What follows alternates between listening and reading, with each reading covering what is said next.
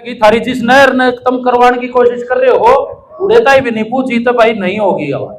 बोलो गौ माता की, बोलो गौ माता की, बोलो गौ माता की। यही बोले मेरे आदरणीय बुजुर्गों, मेरे नौजवान साथियों, आज हमारे बीच में अधिकारी बाद में है, पहले हमारे बड़े भाई सतवीर कादियान जी, हरियाणा सरकार के नहर महकमा के सबसे बड़े अधिकारी। वो ये कहते हमारे साथ भाई जेई ना आप जानो हो, एसडीओ ना आप जानो हो, एक्शन ना आप जानो हो, उनसे ऊपर एससी साहब यहाँ पे बैठे हैं। फिर चीफ इंजीनियर आता है, वो जो चीफ इंजीनियरों का भी chief engineer, engineer in chief जिसे कहते हैं, वो हमारे बड़े भाई सतवीर कादियान जी, आपका बेटा आपके बीच में अपना कीमती समय निकाल के आए। वो तो जो कह रहे बोला गंगा जी ना आना था भागीरथ का जस था। 2 दिन पहले 3 दिन पहले आप लोगों ने समस्या बताई, मैं चंडीगढ़ गया, फिर आप लोग आने के लिए तैयारी करे, वो एप्लीकेशन वगैरह तैयार नहीं हुई। आज भंडारे में आना था हमारे बेरी में, यहाँ पे मंदिर में पूजा करने के लिए दुबड़दल में बेरी में यहाँ पे आना था, तो हमने यो भी मका जी आए हुए तो हमारा चंडीगढ़ का भाड़ा रांड बच जाएगी, हमारी समस्या आज सुन। तो घने दिनों से मन में थी भाई साहब के भी आने की, तो हम यहाँ पे पहुंचने पर जोरदार तालियों से सतवीर कादियान जी का स्वागत करते हैं। इनके साथ हमारे एक्शन जी, एससी साहब, एक्शन मैडम।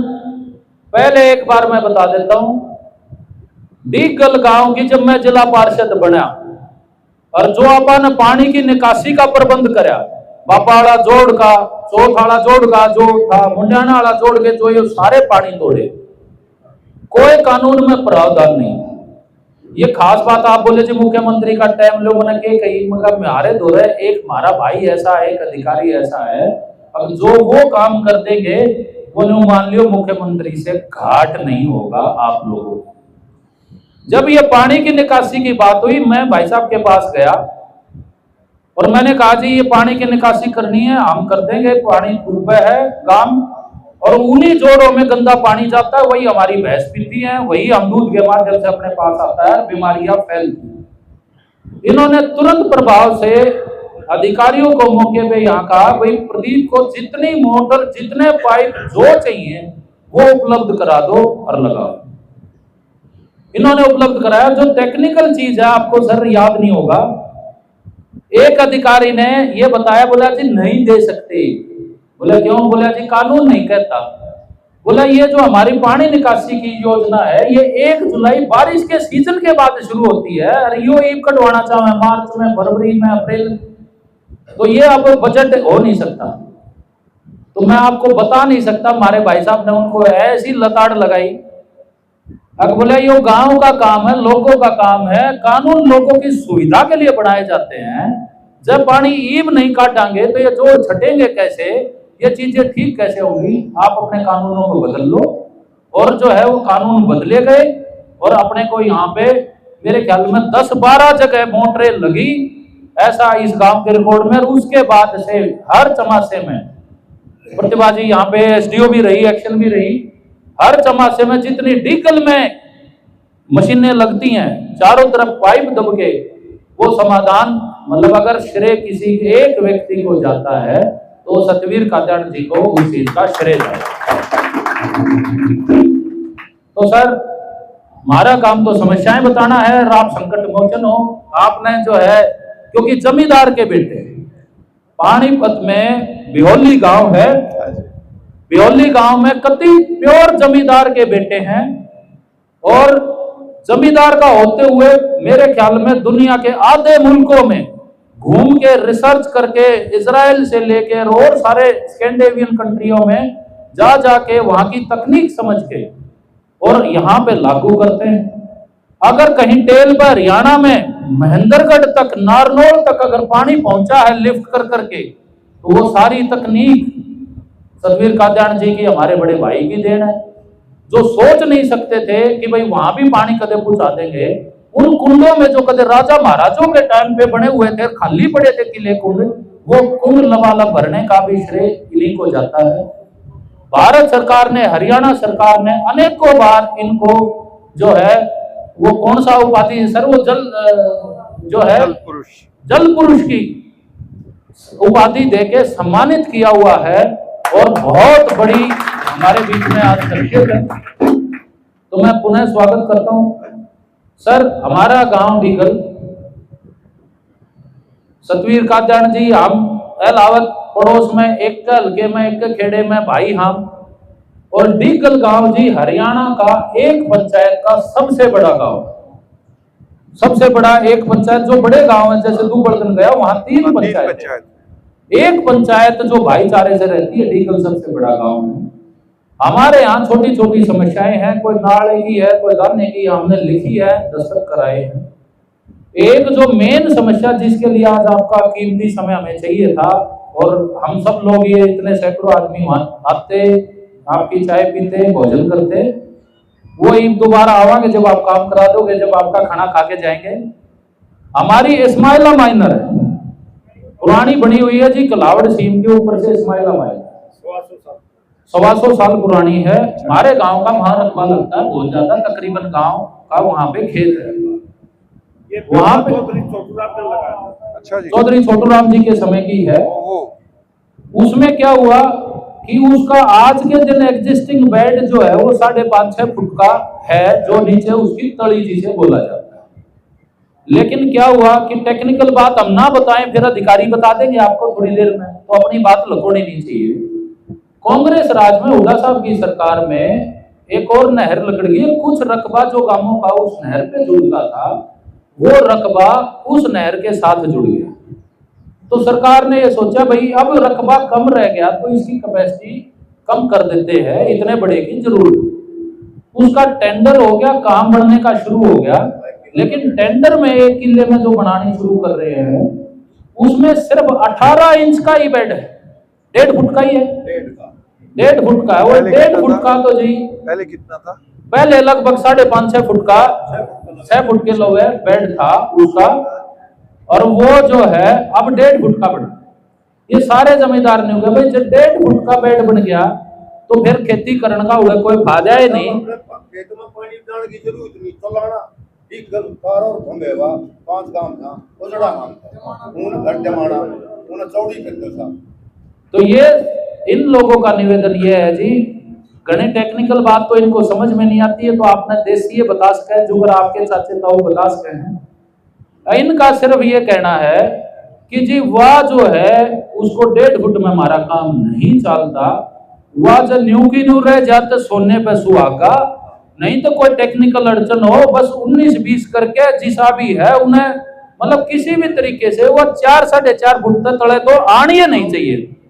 और अगर जो कोई ऐसी बात हो जाए तो हम तो वह कह सका भाई बढ़ती हो तो बढ़वा दो, ना तो आपकी ताकत है फिर उसने रुकवा दो, जिस हिसाब मुझसे तो काम चला रहे। हाँ अपने चला।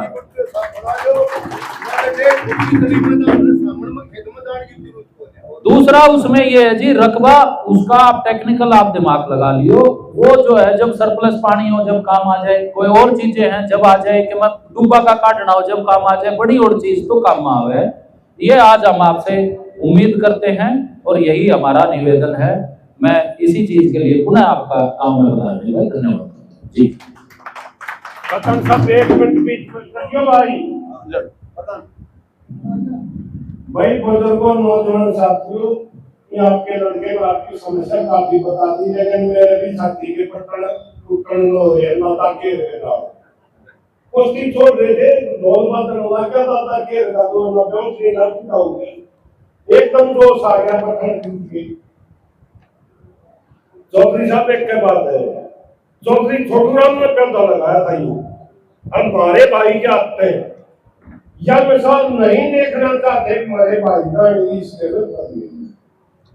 हमने नहीं तेरा आगे समाजी फेरे करवाओ या सनातनी करवाओ, इस लड़की नहीं लड़के की बहू बना दो, कौन से करवाओगे आपने? ठीक है हम क्या ताकत रखा, हमारा भाई आ गया हमारी खाती है पटन। ठीक है जी। अब मैं निवेदन करता हूँ ज्यादा समय न लेके, इन्होंने जाना था आज वहां पे पानीपत में भी बहुत जगह भंडारों में हवन में इन्होंने रहना था, तो मैं 5 मिनट का समय ही लेके आया था। मैं अब निवेदन करता हूँ हमारे भाई डॉक्टर सतबीर काचार जी। भाई सतबीर काचार की जय, भाई सतबीर काचार की जय। परम आदरणीय बुजुर्गों, मेरे साथियों, छोटे भाई प्रदीप, आप बैठ लें। प्रदीप, मेरे को ये समस्या इन्होंने बता दी थी। ये मैं कल थोड़ी इसकी आवाज़ कम कर, आवाज कम करो। पहले तो मैं आपको बहुत बहुत आभार व्यक्त करता हूँ, धन्यवाद करता हूँ कि आपने मेरे को ये सम्मान दिया। आज आपके बीच में बोलने का मौका मेरे को दे रही हो। आपके एरिया की 2-3 प्रॉब्लम हैं। इस प्रॉब्लम के अलावा मैं पहले अभी बात कर रहा था, जिसमें अपनी यहाँ पे धान ज़्यादा जो लगाते हैं, ये एरिया धान का एरिया नहीं था। हमने बाहर का पानी ला ला के इस एरिया में भर भर के ज़मीन का पानी ऊपर उठा दिया। और मेरी अपनी जो अध्ययन कहता है कि भी एक खेत के अंदर 50 बार से ज़्यादा धान की फसल नहीं उग सकती। अगर 51वीं बार धान कोई लगाओगा तो ना तो वो धान पैदावार देगा, ना वो जमीन बचेगी, और उसमें खाद डालते रहिए। तो मेरी हाथ जोड़ के गुजारिश है कि धान से बचो, और आप अपना सामूहिक फैसला कर लोगे तो बहुत बढ़िया रहेगा। दूसरी बात ये जो आपने बताई, प्रदीप ने बताई कि भी इस्माइला माइनर का पहले जो रकबा था वो ज़्यादा था, तो इसका बेड लगभग 6 फुट चौड़ा था। अब उसको घटा के 1.5 फुट का कर दिया है, और कई सारे गांव में इसकी वजह से पानी की दिक्कत खड़ी हो गई है। मैं आप लोगों के बीच में ये वादा करके जाता हूं कि इसका बेड 3.5 से 4 फुट कर देंगे। ठीक है, कोशिश ज्यादा से ज्यादा करने की रहेगी। तकनीकी तौर पे जो ज्यादा से ज्यादा संभव होगा वो करेंगे। 3.5 से 4 के बीच में हो जाएगा। ये लगभग 2 से 2.5 गुना जितना है उसका 2 से 2.5 गुना कर देंगे। 4 फुट तो बतेरा हो जाए, 4.25 करते हो तो 4.25 लोजीन की मान लेते हैं, 4.25 उसको कर देंगे। एक ये बराना माइनर पे मौका है इसमें खाड़ा पक्के करवाने का। खाड़े का भाई इस साल का तो बजट हमारे पास नहीं है, अगले साल वाले बजट में इसको भी पक्का कर देंगे। और एक ये 5 एकड़ का रंग का खाड़ा नहीं है। रंग के खाड़े में है भाई वो जो जमीन आप लोगों ने दी थी। अब सरकार के पास ऐसे कोई प्रावधान नहीं है कि जमीन को आप एक्वायर कर लो। सरकार अब आपकी सहमति से जमीन ले सकती है। वो कुछ लोग सहमत होते हैं, कुछ लोग नहीं होते हैं। तो इसका रास्ता ये होगा कि इसको हम पाइप का बना के अंडरग्राउंड बनवा देंगे ताकि किसानों को पानी चला जाए। अंडरग्राउंड आ जाओ 5 किलो मांगे।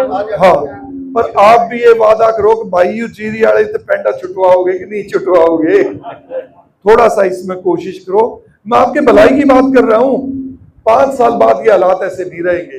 जो हमने ड्रेनेज के लिए जो पाइपलाइन नेटवर्क बिछाए हैं, हरियाणा में लगभग 5000 किलोमीटर की ड्रेन है, लेकिन जो पानी जिस तरीके से एक्स्ट्रा पानी नहरों में आया हमारे पास, जिस तरीके से हमारी नई सड़कें बनी, नई कॉलोनियां कट गई, नई और फैक्ट्री का एरिया आ गया, उससे क्या हो गया कि जो पानी का फ्री फ्लो था, जो बैक है पानी एक जगह से दूसरी जगह चला जाता था, वो पानी अब बहना बंद हो गया। उसके अंदर बंदे लग गए हैं बीच बीच में।